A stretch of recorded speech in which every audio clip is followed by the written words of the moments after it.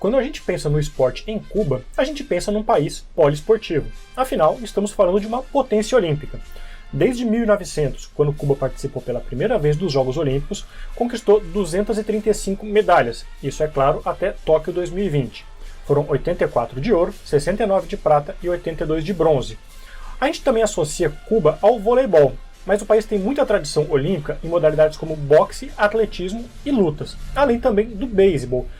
O futebol não é a modalidade mais popular de Cuba, o que não quer dizer que não seja popular. O país tem uma liga nacional desde 1912, com clubes bastante longevos. O FC Havana, por exemplo, foi fundado em 1915 e até disputou uma Copa do Mundo. E é justamente sobre essa participação de Cuba em Copas do Mundo que a gente vai falar agora. É depois da vinheta. Vamos lá?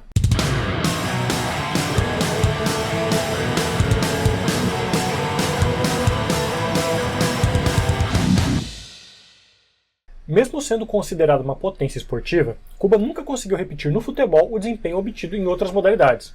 Fidel Castro, que comandou o país entre 1959 e 2016, dizia-se fã de futebol, mas esportes como beisebol e boxe, que a gente citou, sempre estiveram à frente na popularidade no país.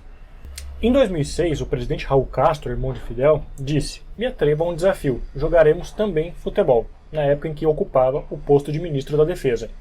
O Raul lembrava que o futebol é economicamente mais viável e atrativo que o beisebol, e alegava que faltava ao povo criar a cultura do jogo.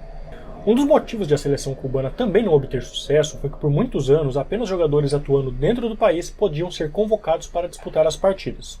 Ainda assim, como a gente citou, Cuba conseguiu disputar uma Copa do Mundo, a de 1938, sendo o primeiro país do Caribe a participar do torneio e também o primeiro a marcar um gol, com os jogadores até hoje sendo conhecidos como os Heróis de 38. Vamos falar deles. Mas antes a gente vai dar um pulinho na Espanha. Cuba tem uma relação de inesperada proximidade com o clube mais popular do futebol europeu. Em 2016, o Real Madrid acertou com o governo cubano a realização de um projeto dirigido a crianças e adolescentes de 7 a 17 anos, visando aumentar o mercado do clube e dar oportunidades a novos talentos. Mas essa relação entre Cuba e Real Madrid é muito mais antiga do que isso. Antes dos Heróis de 38, jogadores cubanos tiveram glórias com as cores do clube da capital espanhola. Desde os irmãos Armando, José e Mário Giralti, no início do século XX, até o fim da década de 40, 8 cubanos atuaram no Real Madrid. O de maior destaque foi o meia Jesús Alonso Fernández. Entre 1935 e 1948, ele atuou 160 vezes e marcou 68 gols. Chus Alonso, como era chamado, também jogou pela seleção espanhola na época. Nascido em Havana em 24 de abril de 1917, Chus Alonso estreou aos 18 anos nas categorias inferiores do Clube Merengue e no time principal em 1939. Por lá permaneceu como titular até 1948. Ele foi o primeiro jogador a marcar um gol em jogo oficial no estádio de Chamartín, que anos mais tarde foi batizado com o nome de Santiago Bernabéu. A façanha ocorreu em 28 de dezembro de 1947, em um jogo entre Real Madrid e o Athletic Club, vencido pelo Clube Merengue por 5-1. O cubano marcou 2 vezes naquele dia. Mas como apenas atletas atuando em Cuba poderiam ser convocados pela seleção cubana, a grande maioria desses jogadores acabou se naturalizando espanhol e nunca fez grande sucesso pela seleção do país natal. Foi o caso, por exemplo, do Chus Alonso. Atravessando o Atlântico, a gente volta a Cuba. A primeira partida da seleção cubana aconteceu em 16 de março de 1930, uma vitória contra a Jamaica por 3-1. 4 anos depois, Cuba tentou ir para a Copa que seria disputada na Itália, a primeira com eliminatórias. Eliminou o Haiti na primeira fase com 2 vitórias e um empate em Porto Príncipe, mas acabou perdendo a vaga para o México após 3 derrotas na Cidade do México. Os mexicanos ainda foram por uma repescagem já na Itália contra os Estados Unidos, e viram os estadunidenses ficarem com a vaga após vitória por 4-2. Curiosamente, os Estados Unidos haviam desistido do torneio, mas voltaram atrás. A solução da FIFA, então, foi realizar a tal repescagem. Mas para a Copa de 1938, na França, Cuba não precisou fazer nenhuma partida nas eliminatórias para conseguir a vaga no principal campeonato de futebol do planeta.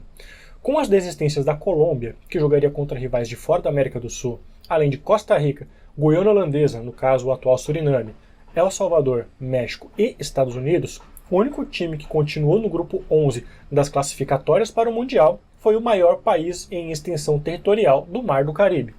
Essa falta de jogos, por sinal, nas eliminatórias da época era bem comum nos primeiros mundiais. O Brasil, por exemplo, só foi fazer seu primeiro jogo classificatório para o Mundial em 1953. Antes de Cuba se garantir na Copa do Mundo de 38, a FIFA ainda propôs uma repescagem contra a Argentina, que havia decidido boicotar o torneio e voltou atrás. Porém, com a proposta, os argentinos novamente demonstraram contrariedade e abdicaram da disputa, finalmente dando sinal verde aos caribenhos. No dia 5 de junho de 1938, o estádio Chapou, em Toulouse, recebia em seu gramado as seleções de Cuba e Romênia, em duelo que marcou a estreia de uma seleção caribenha em Copas do Mundo. A Romênia participava pela terceira vez de um Mundial, depois de disputar 1930 e 1934.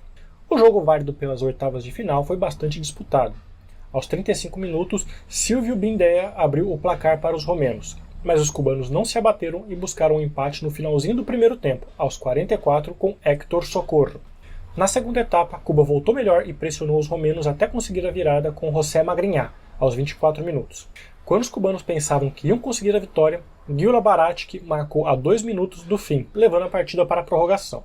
Cuba continuou em cima dos romenos e Socorro marcou mais uma vez, aos 13 do primeiro tempo da etapa extra.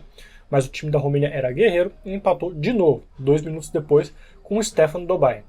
Com o fim do tempo extra e o empate persistindo, agora em 3-3, foi necessário marcar um replay. Assim, Cuba e Romênia entraram em campo novamente 2 dias depois, no mesmo estádio Chapou. No primeiro tempo, a Romênia, que vinha com várias mudanças no time após o sufoco da estreia, foi melhor e conseguiu marcar de novo com o Stefan Dobaj, aos 35 minutos. O placar só não foi ampliado devido à fantástica atuação do goleiro Juan Ayras, que substituiu o titular Benito Carvajales naquela partida. Só que no segundo tempo a sorte mudou de lado e os cubanos dominaram a partida.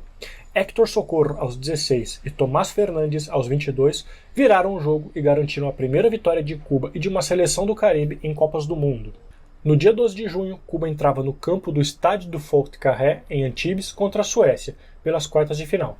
E apesar da empolgação por ter passado pela primeira fase, Cuba não viu a cor da bola nesse jogo. Anderson com 3 gols, Wetterstrom com 3 gols, todos no primeiro tempo, Keller e Nyberg fizeram os gols da Suécia na vitória por 8-0. Os cubanos, que tinham pela frente uma das favoritas ao título daquele Mundial, sofreram 2 reveses em campo.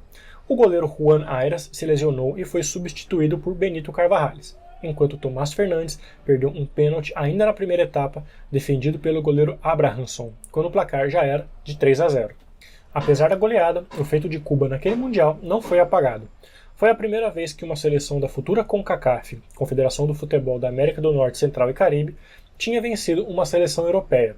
Vale destacar aqui que a entidade continental só nasceu em 1961, após a fusão da CCCF, Confederação Centro-Americana e do Caribe de Futebol, e da NAFC, Confederação Norte-Americana de Futebol.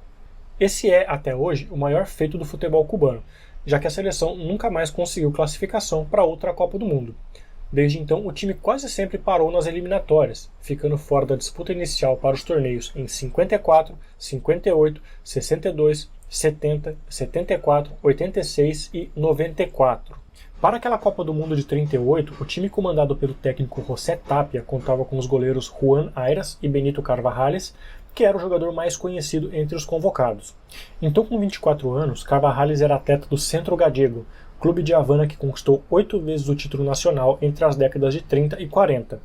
O time ainda contava com os defensores Jacinto Barquín e Manuel Chorrins, os meio-campistas Joaquim Arias, José Antônio Rodrigues e Pedro Berres, e os atacantes Juan Alonso, Tomás Fernandes, capitão da equipe, Pedro Ferrer, José Magrinhá, Carlos Oliveira, Héctor Socorro, Mário Sosa e Juan Túñez.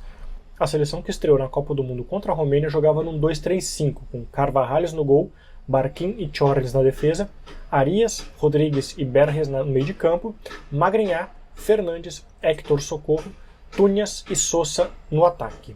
Como é sabido, Cuba não conseguiu mais uma vez a classificação para a Copa do Mundo, disputada em 2022 no Catar, e também não conseguiu vaga na Copa Ouro da CONCACAF, disputada em 2021, quando perdeu logo na primeira fase para a Guiana Francesa.